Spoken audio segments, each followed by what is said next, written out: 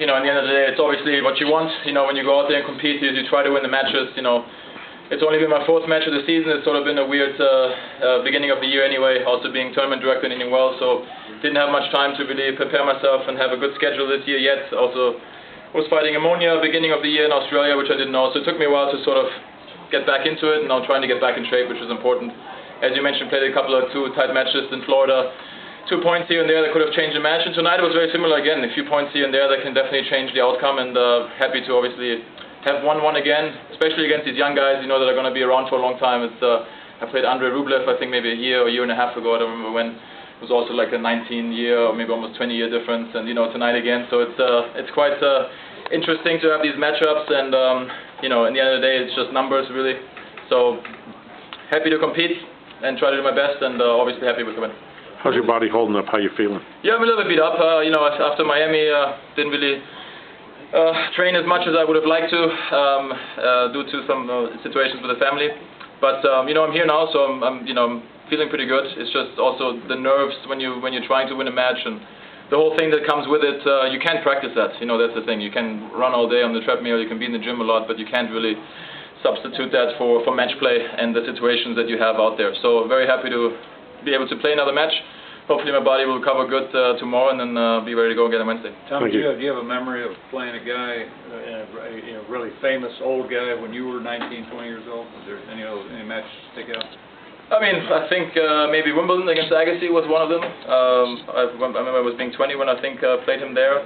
I played Pete when I was 18. You know, actually my first tournament that I played after getting a wild card for my first tournament in Indianapolis, and I played him there in the quarters.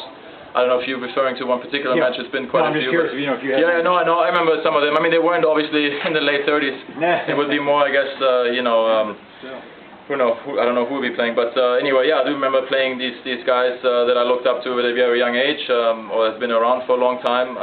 You know, I actually, to answer your question more precisely, I guess, in this matter was, I put into retirement Jakob Lasek. I don't know how old he was, but that was back in Basel in '96, and I also put into retirement Guy Forget, and they were world doubles champions, so I'm pretty proud of that. Not that that is something you look up, you know, you want to achieve when you play your tournaments in the beginning, but that's pretty cool. I played also Javier Sanchez, Emilio Sanchez's brother, I don't know if you guys remember him, but those are the guys that were kind of on the way out. Michael Steek, '96, you know, I played him, and he retired in '97, so, you know. Well, Reilly clearly hasn't played you into retirement. Who? I said Reilly did not play you into retirement. No, not yet. You know, maybe if he won the match, maybe, you know. Yeah, you know, you made the point that, you know, nerves, and I mean, you're not doing this just to have fun at it. I mean, you going into these matches just as seriously as you would have gone into a match 20 years ago. Yeah, I really don't know any other way, to be honest. I mean, I think if I wasn't going out there trying to win the match or try to play the best of my ability, then what's the point, really? And then I can go on the Champions Senior Tour and play against Courier and actually some of the younger guys, Blake and and Roddick, I guess. But no, it's then it's more fun, and then it's not so serious. But no, I still want to see what I can do. I mean, it's like for me, like I mentioned, due to a lot of injuries, due to the injury, the last one with my ruptured ligament in my toe that came out of nowhere. You know, I want to just be able to finish on my own terms. You know, play these tournaments one more time. That I've enjoyed coming to over the years, especially trying to gear up for the ones obviously in Germany, and hopefully the French Open and Wimbledon one more time, and see where it takes me. If the body holds up, great, but you know, that means I have to really dedicate myself.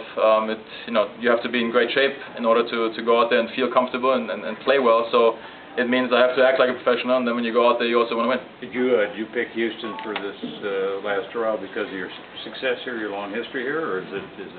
Many reasons. You know, it just happens to be a good time of the year as well. You know, also trying to get ready for the clay court season. Trying to get you know, a couple matches in was the goal, so I'll have that, which is great. Obviously, I've always liked coming here. Of course, you know, when you have won the title here in the past, it's always nice. Have a good fan base here as well. Know a lot of people in Houston now over the years, so it's nice to see them again. And yeah, it's you know, same thing. Planning to play Monte Carlo the following week, which I haven't played in a long time, but it's also one of the nicer tournaments. It just never really fit so well into the schedule. You will play Monte Carlo. Yeah, that's the plan right now, exactly. And then obviously, so you know, I'm trying to get some matches in before Munich. Munich is my first really intense one, which is the 1st of May. You know, I've had obviously played that quite a bit, and you know, in front of my family and really close friends. It's going to mean that I'm going to try to play and be in great shape for that one. Carl, do you have any other questions? Yes. Thank you. Now that you have a tournament director cap under your belt, do you have a sort of a greater appreciation for what goes on behind the scenes of these events, especially now as a player, kind of seeing what's going on? Yes, I do. I mean, I've been around for so long that I've kind of seen what goes on behind these scenes. Maybe not to the details that I know now, but a couple of friends of mine that helped me throughout my tennis career also run tournaments. So I kind of know a little bit the ins and outs. So it wasn't also such a frightening thing to sort of take on as well. But then again, you're talking about Indian Wells. You're talking about the fact that I live in Los Angeles. Talking about the fact that I'm close friends with the owner who is passionate about the game. And as well that the people that have, been there for a very long time running the events, it's a great setup, it's a great team, great people. So it's a privilege to be part of it now. And I thought this year was tremendous. We had a great run, and we'll just try to continue to raise the bar, but also to fix the little things that I see that we could maybe change. So it's very exciting, and just look forward to next year already. Ask you one more question, Tommy. Have you ever played a guy this young with that big a game, that much younger than you? Yeah, I was just mentioning, I think about a year ago I played Reilly Opelka. I think they're about the same age, maybe he's a bit younger, I'm not sure.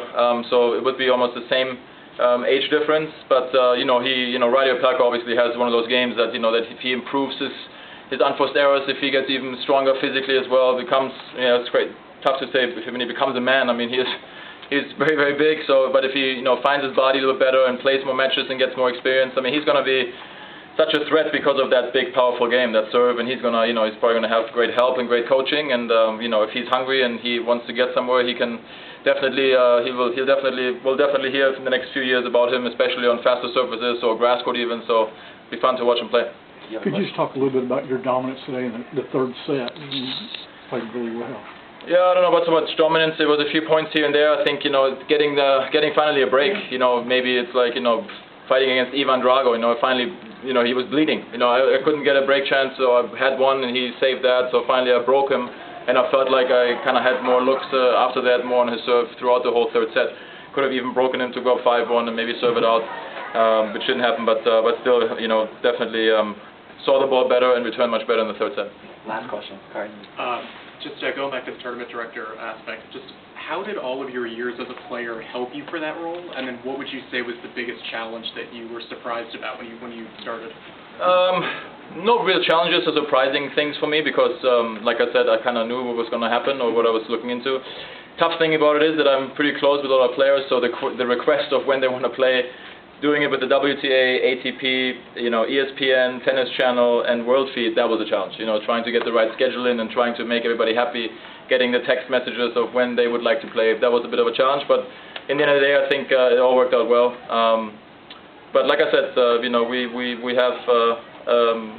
we're setting it, to a very, very high bar. I mean, I don't know if you were there this year, but the whole Stadium 1 was redone, and yep. We'll try to just keep making it better, if you can believe it. But that's the plan.